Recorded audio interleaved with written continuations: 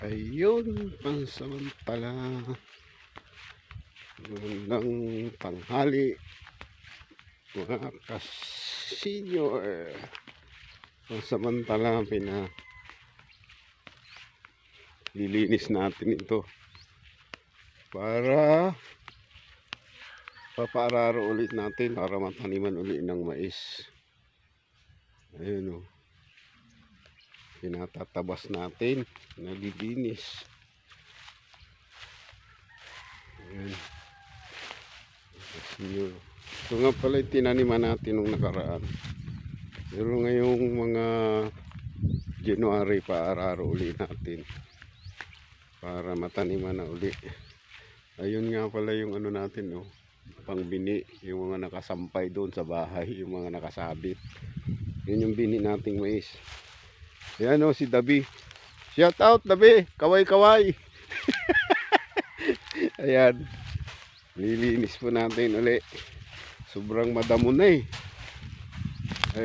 pansamantalang pinatrabaho natin kasi medyo parang ang dami kong nararamdaman medyo masakit na yung ano natin, parang nahirapan na tayong kumilos. Medyo masukal talaga oh. Ayun, pinatanim natin yung ilang puno na saging. Ayan. Yung natitirang doon sa saging na tinanim ko, 4 na puno. Ito, mga alaga, sunod na sunod. Oh, sunod na sunod tong mga alagang ito. Yun oh. Shout out po sa inyong lahat, mga kaprobinsya, mga kasaka. Ayan, napakalaki pa ng ating asikasuhin. Ayan, tsaka ito, nagpalagari na rin tayo ng nyug para doon sa ano, gagawin nating bahay ng ano,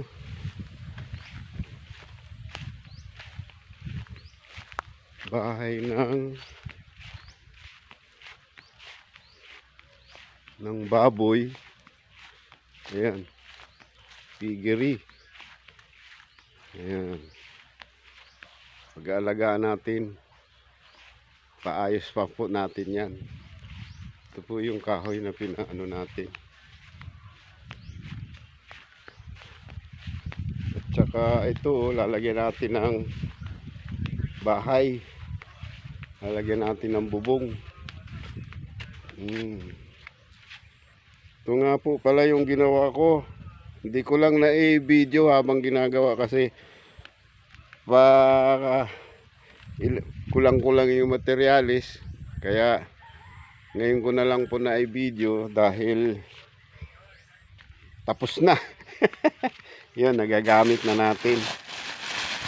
Ito po, yan. Tsaka yung motor. Yan. Yan yung isa sa project nating natapos. Ako lang po ang gumawa. Hanggang dito. Yan. Yan, yun. Dito sa kusina at saka sa banyo. Ayun po. Ayun, shout out po sa inyong lahat. Po si Lolo J. Salamat sa panonood. Sana po subscribe nyo naman ako. Tsaka